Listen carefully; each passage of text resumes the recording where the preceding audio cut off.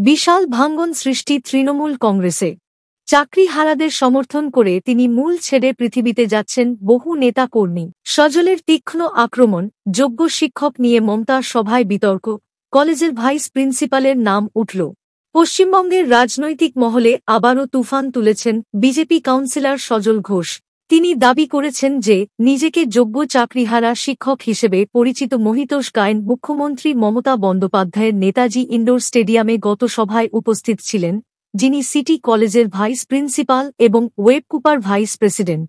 সজলের কটাক্ষ, লজ্জা লাগে, এই কলেজে আমি পড়তাম। বর্তমান শিক্ষামন্ত্রী এই কলেজের অধ্যাপক ছিলেন। মুখ্যমন্ত্রীর মিথ্যাটা বুঝতে পারছেন। এই ধরনের অযোগ্যরা এভাবেই এত বড় জায়গায় পৌঁছছেন। সজল ঘোষের এই দাবি এসেছে এমন সময়ে যখন সুপ্রিম কোর্টের নির্দেশে 2016 সালের নিয়োগ প্রক্রিয়া বাতিল হওয়ার ফলে হাজার হাজার শিক্ষক ও শিক্ষাকর্মী চাকরি হারিয়েছেন। গত সোমবার নেতাজি ইনডোরে মুখ্যমন্ত্রী মমতা বন্দ্যোপাধ্যায় চাকরিহারাদের সঙ্গে একটি সভা করেন, যেখানে যোগ্য এবং অযোগ্য শিক্ষকদের মধ্যে বিতর্ক সৃষ্টি হয়েছিল। সজলের অভিযোগ হল, মহিতোষ গায়েন, যিনি নিজেকে যোগ্য শিক্ষক বলে দাবি করছেন, তিনি আসলে সিটি কলেজের ভাইস প্রিন্সিপাল এবং ওয়েব কুপার ভাইস প্রেসিডেন্ট হিসেবে কাজ করছেন, যা তাদের যোগ্যতার উপর প্রশ্ন তুলে ধরে। সজল আরও বলেন, এই কলেজে আমি পড়তাম এবং বর্তমান শিক্ষামন্ত্রীও এই কলেজের অধ্যাপক ছিলেন। কিন্তু আজ এই কলেজের নামে এই ধরনের অযোগ্যতা দেখলে লজ্জা লাগে। মুখ্যমন্ত্রীর মিথ্যাটা জনগণ বুঝতে শুরু করেছে।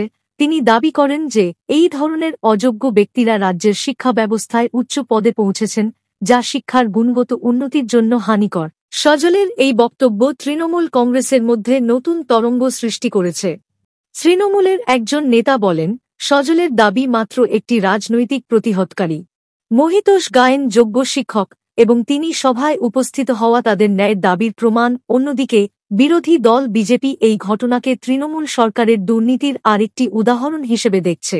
মহিতোষ গায়েনের ব্যক্তিগত মন্তব্য এখনও জানা যায়নি, তবে শিক্ষক সম্প্রদায়ের মধ্যে এই অভিযোগ নিয়ে আলোচনা শুরু হয়েছে। একজন শিক্ষক বলেন, যদি সজলের দাবি সত্যি হয় তবে এটি আমাদের যোগ্যতার উপর প্রশ্ন তুলছে। কিন্তু আমরা জানি যে আমরা যোগ্য এবং আমাদের চাকরি ফিরিয়ে আনার জন্য লড়াই করব।